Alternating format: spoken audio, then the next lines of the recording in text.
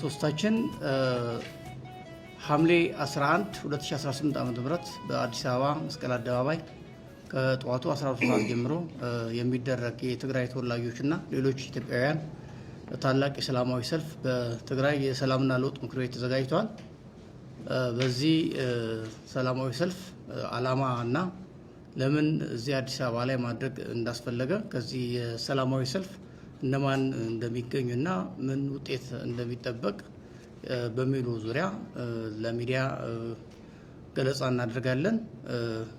በአማርኛ በስተቀኝ በኩል አቶ ብርሃኔ ይሰጠናል።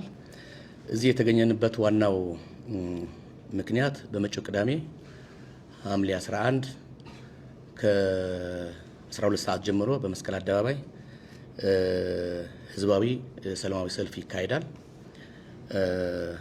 ይህ የዚህ ታላቅ ሰላማዊ ሰልፍ ዓላማ በትግራይ እየሆነ ያለው ሁለንተናዊ ቀውስ መሰረት ያደረገ ለዓለም ማህበረሰብና ለፌዴራል መንግስት ግዴታቸውን እንዲወጡ ህዝቡ ከብተና ካላስፈላጊ እልቂት እንዲድን ጥሪ የምናደርግበት ድምጻችን የምናሰማበት ጉዳይ ይሆናል ማለት ነው።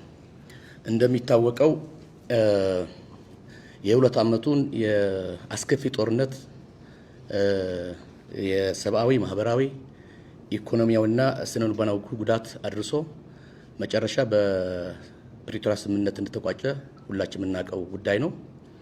ይህ የሰላም ብዙ ተስፋ የተደረገለት የጣለበት የሰላም ስምምነት የሰላም ስምምነቱ ከጅምሩ ያልተቀበሉት ኃይሎች ጠባብ ቡድንተኞች ስምምነቱ ወደ መሬት ወርዶ እንዳይተገበር በግላጭም በሚስጥርም ያደናቀፉት ቆይተዋል።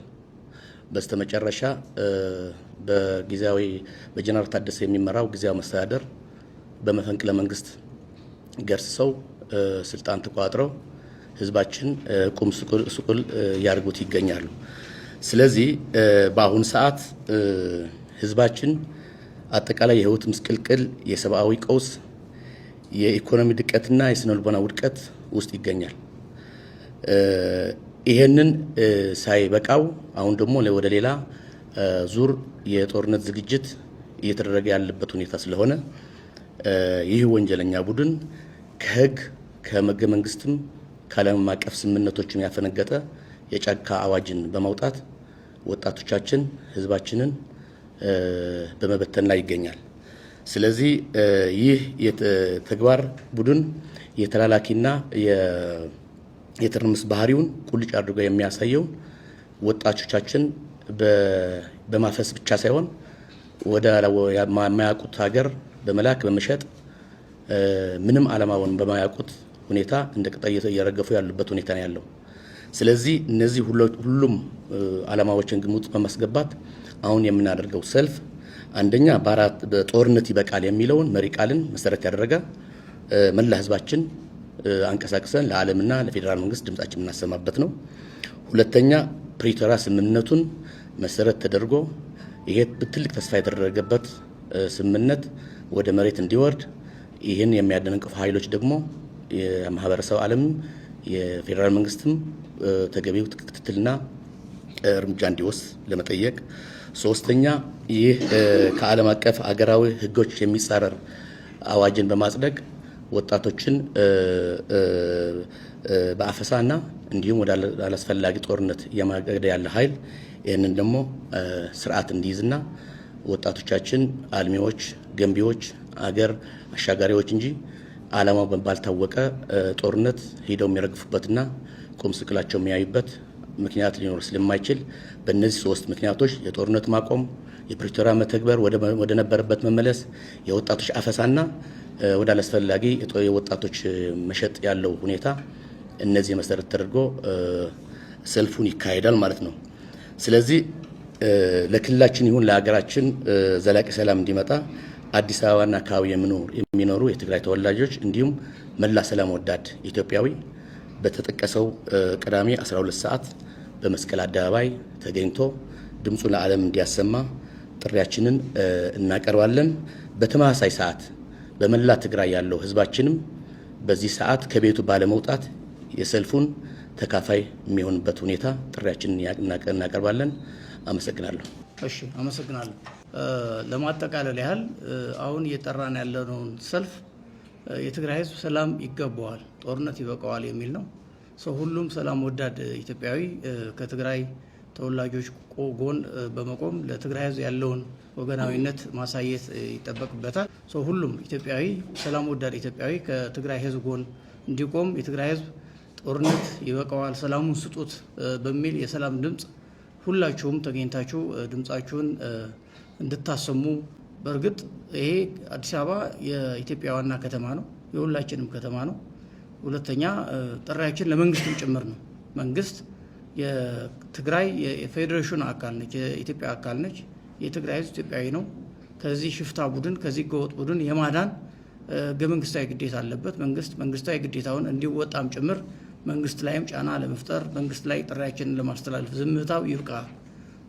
ይህ ሽፍታ ቡድን አንድን ክልል ገንጥሎ ይዞ ህዝቡን እያሰቃየ በሌለው ስልጣን አፋኝ ህግ እያወጣ ወጣትና እናቶች አባቶች ሳይቀር እያሳደደ የሚኖርበት ጊዜ ሊያበቃ ይገባዋል።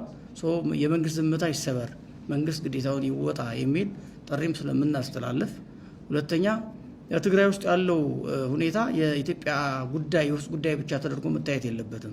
ከውስጥም ከውጭም ካሉ አማጺ ኃይሎች ጋር ጸረ ኢትዮጵያ ታሪካዊ ጠላቶች ከሚባሉ እንደ ግብጽ የመሳሰሉ ኃይሎች ጋር ግንኙነት ፈጥሮ አገራችንን ለማተራመስ ጥረት እያደረገ ያለን ኃይል ለኢትዮጵያ ብቻም ሳይሆን ለአፍሪካ ቀንድ ለዓለም ጠንቅ ስለሚሆን የዓለም አቀፍ ማህበረሰብ ድምታውን እንዲሰብር ጣልቃ እንዲገባ ጥሪያችንን ለማድረግ አዲስ አበባ የተለያዩ ዲፕሎማቶችና ዓለም አቀፍ ተቋማት መቀመጫ እንደመሆኗ መጠን ይህንንም ታሳቢ በማድረግ ነው። ሶስተኛው ከፍተኛ ቁጥር ያለው ከሚሊዮን በላይ ቁጥር ያለው ህዝብ አዲስ አበባ ውስጥ የትግራይ ተወላጅ አዲስ አበባ ውስጥ አለ። በመላ ሀገሪቷ ከፍተኛ ቁጥር ያለው የትግራይ ተወላጅ አለ።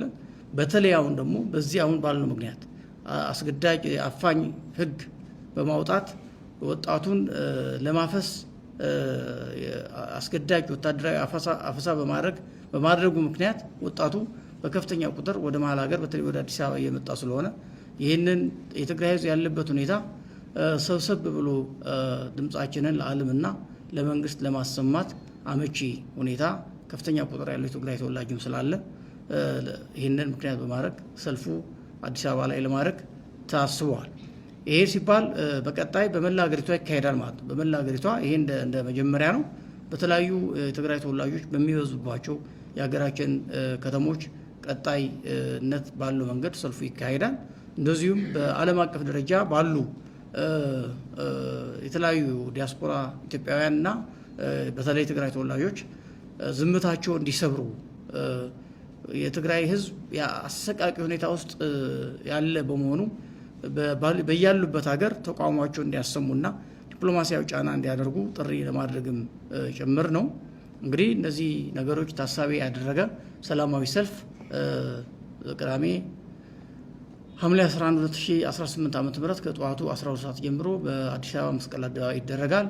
ይህንን ጥሪ ሁሉም ኢትዮጵያዊ ሰምቶ ከጎናችን እንዲቆምና ለትግራይ ህዝብ ያለው ወገናዊነት እንዲያሳይ ጥሪያችንን እናስተላልፋለን። አመሰግናለሁ።